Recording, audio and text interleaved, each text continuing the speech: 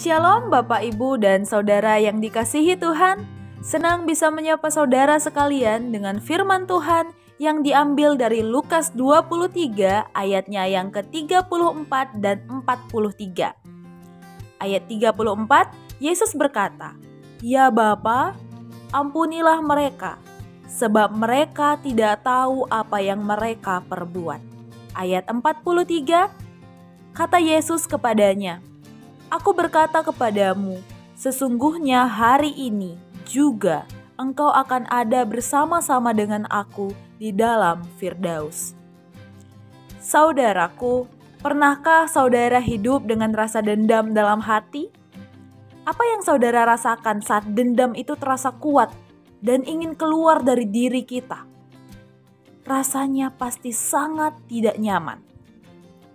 Tapi nyatanya, kadangkala dendam itu kita simpan sangat rapi di dalam hati kita. Kamus Besar Bahasa Indonesia menjelaskan arti dendam sebagai perasaan marah dan kesal yang sangat kuat dari dalam diri seseorang dan disertai dengan keinginan kuat untuk membalas dan menyakiti orang lain. Meskipun balasan itu kadangkala belum tentu menjadi tindakan nyata, tetapi keinginan untuk membalas kejahatan orang lain itu sangat-sangat kuat.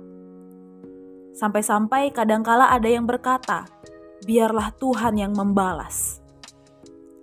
Baik dalam doa atau hanya sebatas keinginan, atau bahkan keinginan itu sudah terwujudkan, itu semua termasuk dendam. Jadi dendam berkaitan dengan keinginan untuk membalas kejahatan dan penderitaan kepada pihak lain. Seperti yang dilakukan oleh orang-orang yang menyalibkan Yesus. Ada banyak hal yang membuat orang-orang tersebut ingin menyalibkan Yesus. Namun jelas sikap mereka menunjukkan ketidaksukaan kepada Yesus. Ayat 35, para pemimpin mengejek Yesus. Ayat 36, para prajurit mengolok-ngolok dan mengunjukkan anggur asam kepada Yesus. Ayat 39, salah seorang penjahat yang ada di sisi Yesus yang disalibkan ikut menghujat Yesus. Sikap ini menunjukkan seolah dendam mereka kepada Yesus sudah dan sedang terbalaskan. Karena Yesus terlihat mengalah dan tidak berkutik sedikit pun. Namun saudaraku, yang tidak mereka sadari bahwa Yesus menunjukkan kekuatannya melalui pengampunan yang Ia berikan. Bukan membalas kejahatan dengan kejahatan. Pengampunan yang Yesus berikan adalah pengampunan yang tidak akan bisa dilakukan oleh siapapun yang hadir di sana. Dalam perikop yang kita baca ini, respon Yesus hanya ada di 2 ayat, ayat 34 dan 43. Meski hanya ada di 2 ayat ini, namun kalimat yang Yesus sampaikan adalah kalimat yang tidak sanggup diucapkan oleh sembarang orang.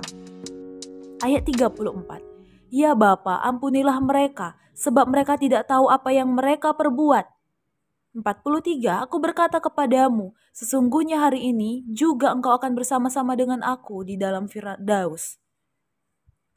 Saudaraku, Yesus menunjukkan kekuatannya yang besar itu melalui hal-hal yang sangat sulit kita lakukan. Yesus menunjukkan bahwa mengalah bukan berarti kalah. Mengalah membantu kita untuk menepis dendam yang hendak menggerogoti diri kita.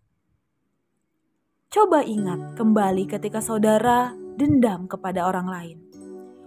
Bukankah hari-hari tampak penuh dengan amarah? Saudaraku, pengampunan bukanlah tindakan yang biasa saja. Ia lebih dari tindakan berharga.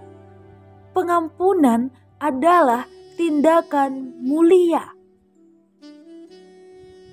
Mari saudaraku, jika saudara masih menyimpan rapi dendam itu dalam hati, coba buka hatimu dan dengan tenang minta pertolongan dari Tuhan untuk bisa mengampuni mereka yang telah menyakitimu.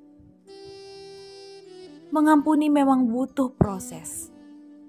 Namun jika kita mau berproses, percayalah, yang sembuh bukan hanya relasi kita dengan orang lain, tetapi relasi kita dengan Tuhan, bahkan dengan diri kita sendiri. Pengampunan akan memberikan kita rasa damai untuk kembali menjalani hari-hari. Selamat menjalani proses pengampunan. Tuhan Yesus memampukan kita sekalian. Amin.